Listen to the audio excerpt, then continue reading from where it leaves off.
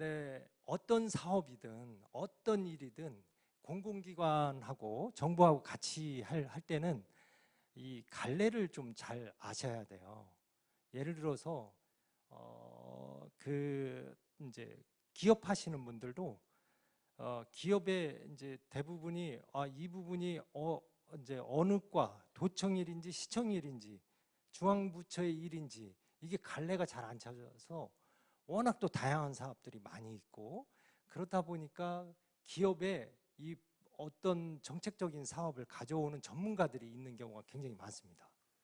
기업에서도 회사에서도 정부의 어떤 사업을 하나 하려면 그 나름대로의 전문가를 영업해서 그 일만 하게 하는 그게 더 훨씬 효과적이기 때문에 그런 경우가 상당히 많습니다. 근데 이 다문화 관련한 것도 굉장히 여러 곳에서 이렇게 관련이 되어 있어요. 중앙부처만 봐도 가장 많이 관련되어 있는 데가 법무부. 법무부는 사실 이민, 이주민 관련해서는 한 예전에 같은 경우는 거의 70% 이상이 대부분 다 법무부 관련 일이었거든요. 근데 지금은 그 이후에 우리 이정혁 목사님께서도 말씀하셨지만 이제 레인보우 사업이라든지 그런 사업은 여성가족부, 그래서 경기도에도 다문화 가족과가 있었습니다. 그래서 다문화 관련해서 여성가족부에서 많이 했고요. 그다음 뭐 행정안전부도 관련이 되고 국방부도 관련이 되고 있는데 그 중에서 또 많이 관련되어 있는 데가 이제 그 법무부 그리고 워낙 많은 데서 관련이 많이 있기 때문에 여러분들이 이런 하나하나를 좀 관련된 곳을 좀 갈래를 쳐서 이렇게 그 사업을 여러 가지 사업이 있는데 이제 어떤 사업을 내가 해봐야 되겠다 그런 부분을 좀 더 이렇게 세부적으로 좀 알 필요는 사례적으로는 알 필요가 있어서 제가 그런 부분을 좀 많이 좀 갖고 왔어요. 그러니까 그런 부분에 대해서 여러분들이 좀 관심을 가져 주셨으면 좋겠고 지금 가장 많이 어떻게 보면 요즘에 지금 오늘 이 자리에서 관심을 가져야 될 것은 교육부일 겁니다. 교육부, 그죠? 교육부에서 이제 각 교육청, 시도 교육청이 있고 그 다음에 교육지원청이 시군의 교육지원청이 있습니다. 거기를 통해서 등록, 대안학교도 등록하게 되고 또 대한교육기관도 등록을 하게 됩니다. 그런 하나하나의 어떤 관례를 좀 아셔야 되고 여러 가지 사업들이 이런 사업들이 있구나. 그러면 내가 대한교육기관을 설립을 해서 이러한 사업은 같이 어느 부처하고 어느 공공기관하고 하면 되겠구나. 이런 부분을 좀 생각을 미리 해주시면 참 좋겠다라는 생각을 갖습니다. 항상 제가 어디 가서 뭐 강의를 하거나 같이 얘기를 나누다 보면 이렇게 좀 많이 섞여 있어요. 그러니까 교육청이 물어봐야 될 것을 경기도청이 물어보기도 하고 그러면 굉장히 서로가 이제 이게 우리 게 아닙니다라고 하는 그런 어려움도 많이 있고 그렇거든요. 그렇죠? 그래서 이제 여러 가지 사업을 좀 이제 이렇게 알아보시고 그 중에서 내가 할 수 있는 건 무엇이다, 어떤 걸 위주로 하겠다. 이제 그런 갈래를 쳐주시고 그 기관에 협력을 해서 같이 이렇게 응모를 해서 하는 게 좋은 방법이거든요. 여러 가지 이 사업을 한번 쭉 스크린을 하시고 그 다음에 내가 대한교육기관을 설립을 해서 할 때 어떤 사업을 하겠다 이런 식으로 그 플랜을 짜고 또 관심을 가져주시면 훨씬 더 일을 하실 때 좀 용이하게 할 수 있지 않을까 하는 그런 생각을 가져봅니다. 아까 이제 다문화에 대해서 이제 인사 말씀이라든지 그런 축사를 하시면서 여러 가지 말씀을 해주셨는데 정말 이제 우리나라에서 지금 다문화에 관심을 안 가져주면 안 될 때가 왔죠. 이제 사실 너무 많이 늦기도 했습니다. 그죠? 제가 이제 이제 미래평생교육국인데요. 제가 담당하는 그 미래평생교육국 안에는 4개의 과가 있어요. 평생교육국하고 청년과하고 청소년과, 도서관과 이렇게 있는데 그 중에 청소년에 대해서 제가 문제의식을 많이 갖고 있거든요. 그러니까 대부분 학교 학생들, 청소년에만, 대부분 학교 학생들에게만 관심을 많이 갖고 있는데 학교 밖, 이 대한교육기관이 그래서 이제 나오게 된 거거든요. 학교 밖, 가정 밖에 있는 청소년들이 상당히 많습니다. 학교에 다니면서도 문제가 있다고 보기보다는 어려움을 겪고 있는 그런 청소년이 굉장히 많습니다. 이제 그런 사람에 대해서 관심을 가져야 되는데, 자, 첫째로 중독이 많이 있습니다. 요즘에 마약 중독도 심지어 있습니다. 거기에다가 인터넷 중독, 디지털 중독 정말 많이 있죠. 이거 어떻게든 해결해야 될 아주 시대적인 질병입니다. 그렇죠? 그리고 또 여러 가지 문제 이제 그 대상 중에서 그 고리분둔이라고 있습니다. 고리분둔. 요즘에는 대화를 많이, 어떤 디지털 중독이라든지 그런 걸 중독이 많이 되다 보니까 대화를 하지 않고 혼자 이렇게 은둔돼 가지고 고립되어 있는 그런 청소년들이 굉장히 많아요. 그렇죠? 그 인구들이 은둔 고립이 한 6% 정도, 5.9% 정도 된다고 하거든요. 그 인원 자체가 굉장히 많습니다. 나이가 먹을수록 더 심각해지는데 이걸 청소년 때에 해결을 해줘야 되고, 그리고 또 이제 경계선 지능이라 해서 우리가 장애인 같은 경우는 IQ로 발달 장애인을 본다면 한 70 정도까지는 이제 장애인 발달 장애인으로 그렇게 여기는데, 그 다음 그 바로 위에 70에서 85, 여기를 경계선 지능이라 합니다. 사회 적응이 굉장히 힘듭니다. 이제 많이 겪었을 거예요. 근데 그분들이 14%예요. 13.59%, 엄청나게 많습니다. 이런 분들이 실질적으로 이제 취업을 해가지고 하기에는 굉장히 어려움이 많이 있는데, 그런 분들도 대상으로 해야 되고, 또 하나가 오늘 여러분들이 같이 고민하는 이주민입니다. 이주민도 상당히 지금 인구가 많이 있지 않습니까? 학생들만, 우리 이제 전체적으로 노동자, 또 결혼 이민자, 또 중도 입국자, 이런 사람들을 다 합쳐서 지금 250만에서 280만 명 정도로 해서 뭐 통계가 왔다 갔다 하는데요. 250만, 60만 정도는 기본적으로 지금 통계로 잡히고 있습니다. 굉장히 많은 인구고, 그 사람들의 이제 자녀들, 아니면 유학생들 자녀들, 중도 입국한 사람들도 있지만 이제 이 외국인 노동자가 아니면 결혼 이민자가 한국에 들어와서 한국에서 출생했거나 아니면 본국에서 들어왔거나 하는 이런 이주 노동자의 자녀, 또 아니면 이주 배경의 자녀들, 이런 사람들이 정말 생각한 것보다는 굉장히 어려움을 많이 겪고 있더라.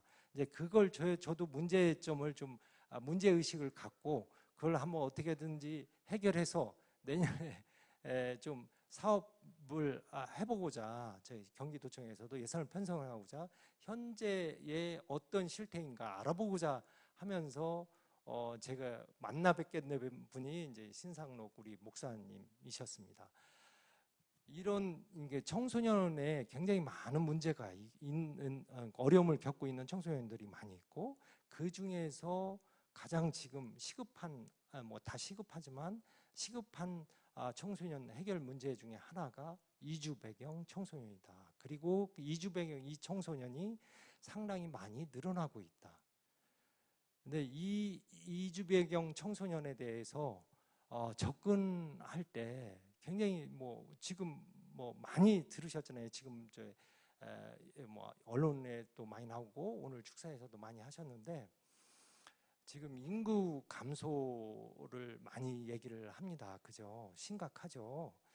뭐 50년에 우리 절반밖에 안 된다는 그런 얘기도 하고, 그거보다 더 심각해질 수도 있고요. 사실 이제 인구 문제의 가장 큰 문제는 소비 여력이 없다는 겁니다. 그죠? 우리나라의 중위 연령, 위에서부터 쭉 나이를 이렇게 열거했을 때 중위 연령은 지금 46세가 우리나라 넘어섰습니다. 조금 한 10년 정도 되면 50세가 될 거예요. 50세가 넘어갈 거예요. 그럼 절반 이상은 나이가 50이 넘는다는 거거든요. 이게 소비를 많이 하지 않는다는 아주 큰 문제가 있는 거죠. 경제활동 인구가 줄어들고. 근데 제가 인도네시아에 2년 반을 있었습니다. 2년 반이 있었는데 인도네시아 같은 경우에는 중위연령이 몇 세 정도 될까요? 26세입니다. 몇 년 동안은 계속 앞으로 20, 30년 젊은 이 경제활동 인구가 있는 거예요.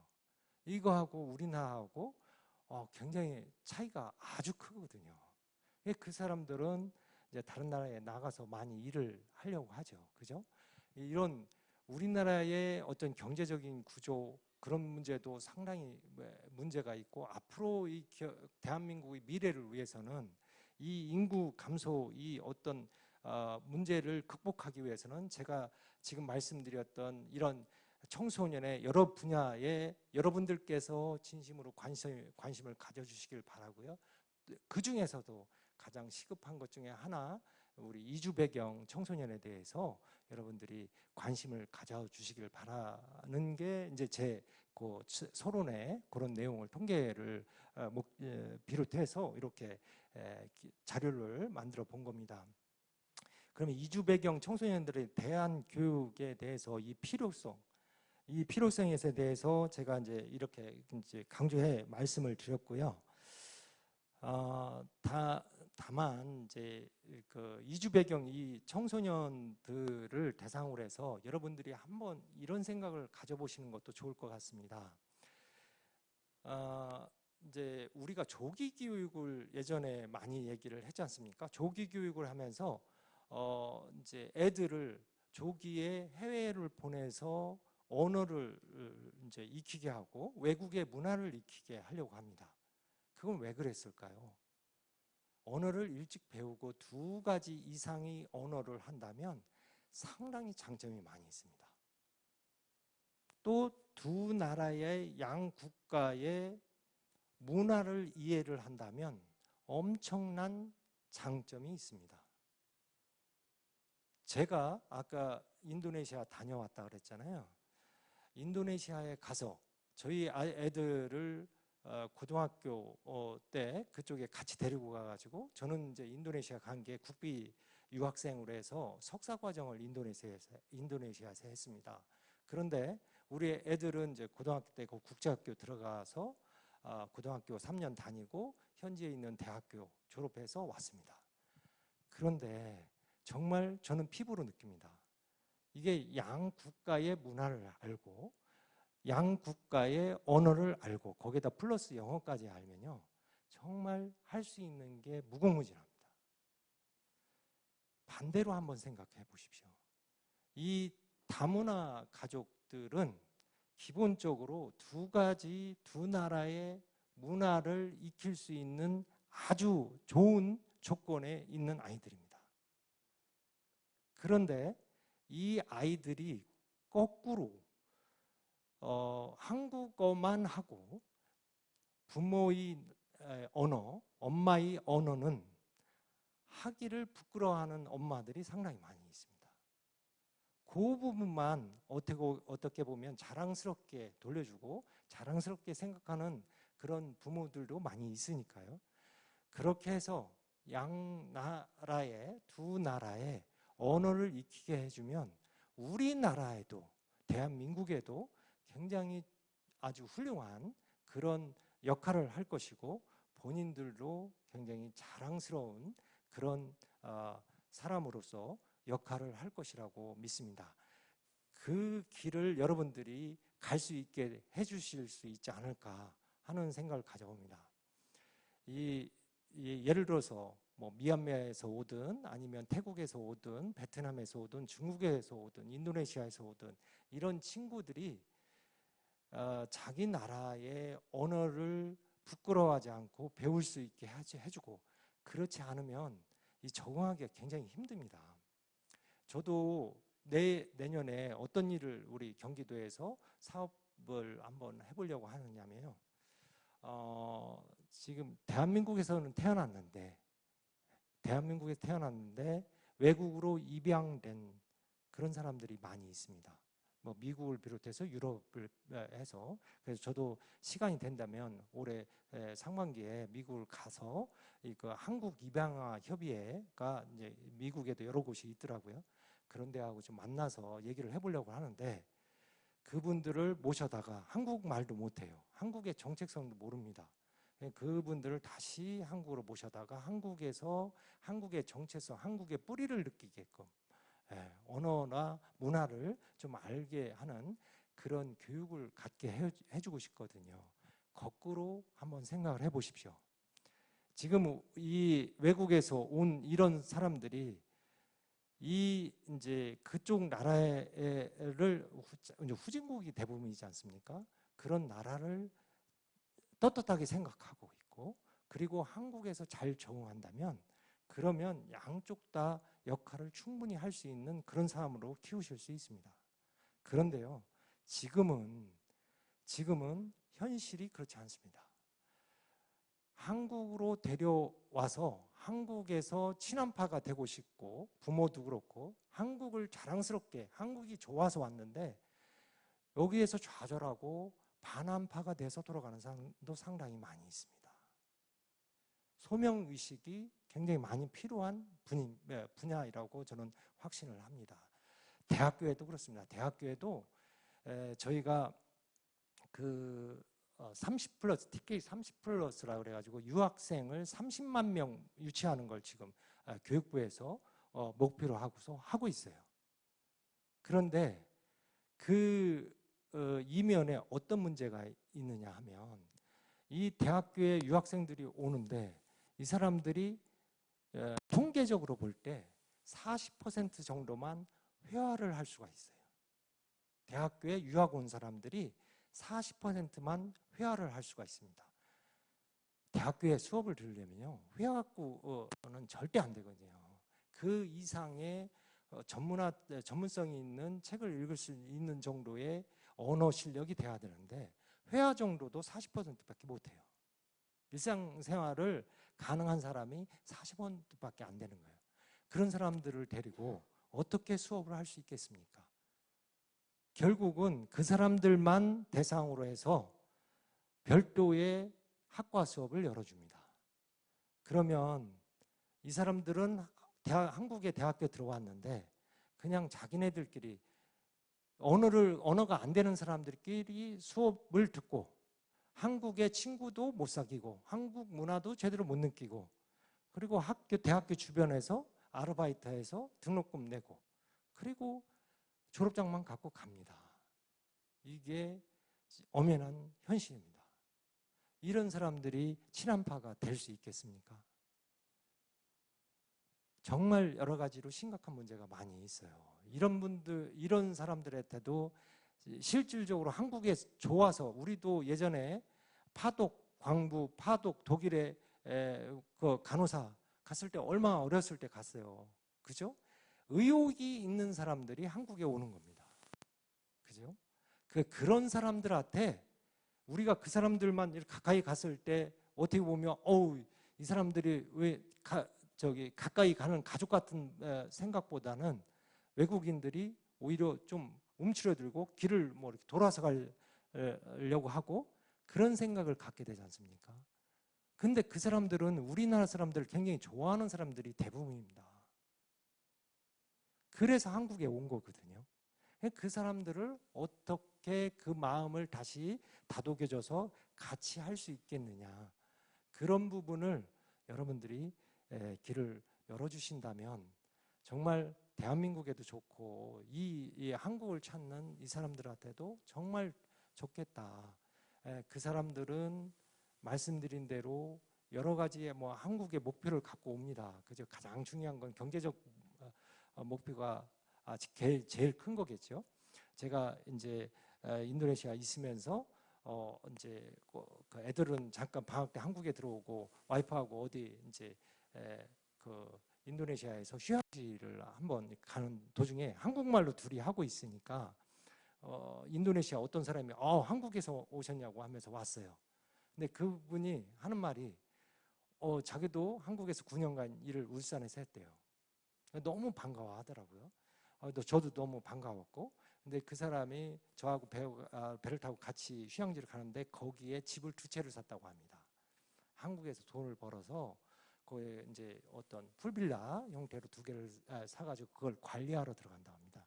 그러니까 외국에서는 한국에 올 때 이런 꿈을 갖고 옵니다. 네, 꿈을 갖고 와요. 그런데 현실은 정말 안타까운 게 많습니다.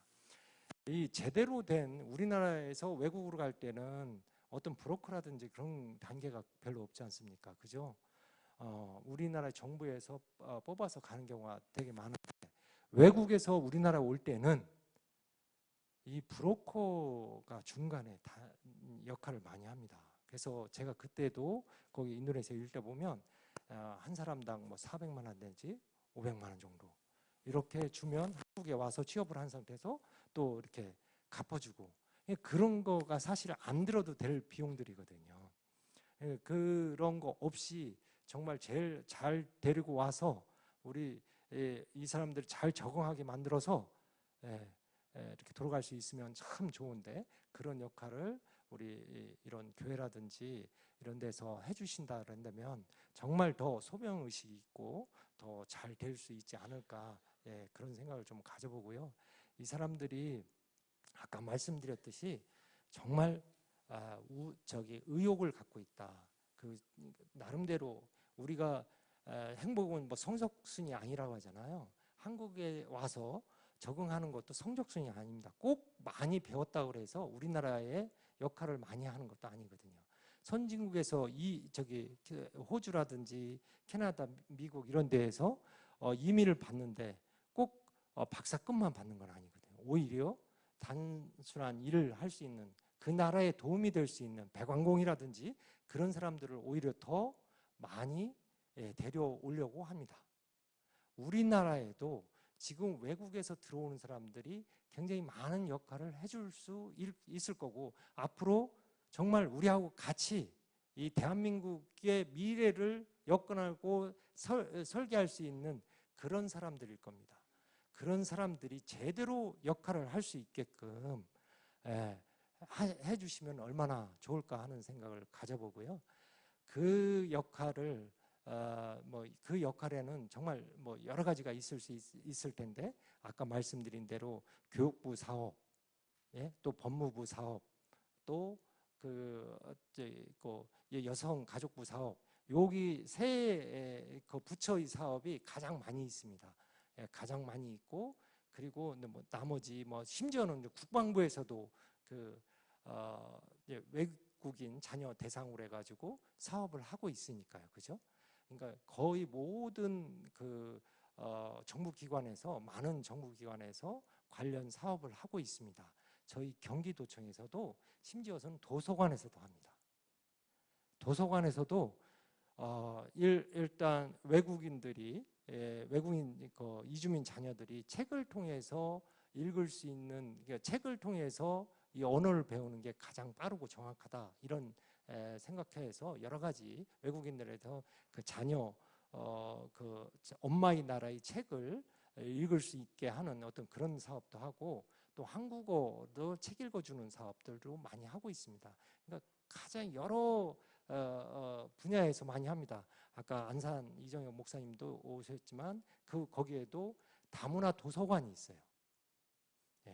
24개 나라가 있는데 다문화 도서관이 그 24개 나라의 책들을 모아놓고 거기에서 책을 읽어가면서 자기네 나라의 뿌리의식도 갖게 하고 자신감도 갖게 하고 정체성도 갖게 하고, 그런 사람일수록 한국에 더 기여를 할 수 있다. 정서적으로 안정을 찾을 수 있다. 그래서 이 이중 언어 교육이나 이거에 대해서는 때로는 한국어만이 중요하다라는 생각을 갖고 계실 텐데, 한국어 정말 중요하죠.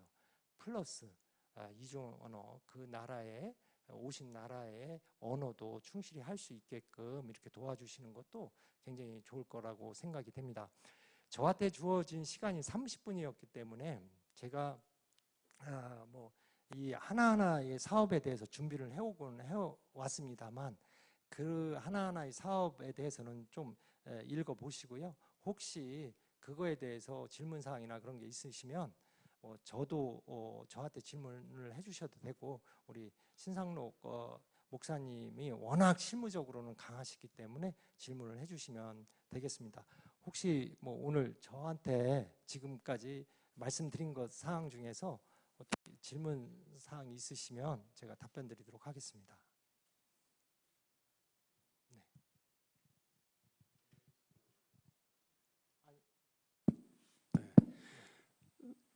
이따가도 혹시 질의하고 그럴 시간이 있는데 지금 바로 하셔야 될 질문인가요? 바로? 네네네.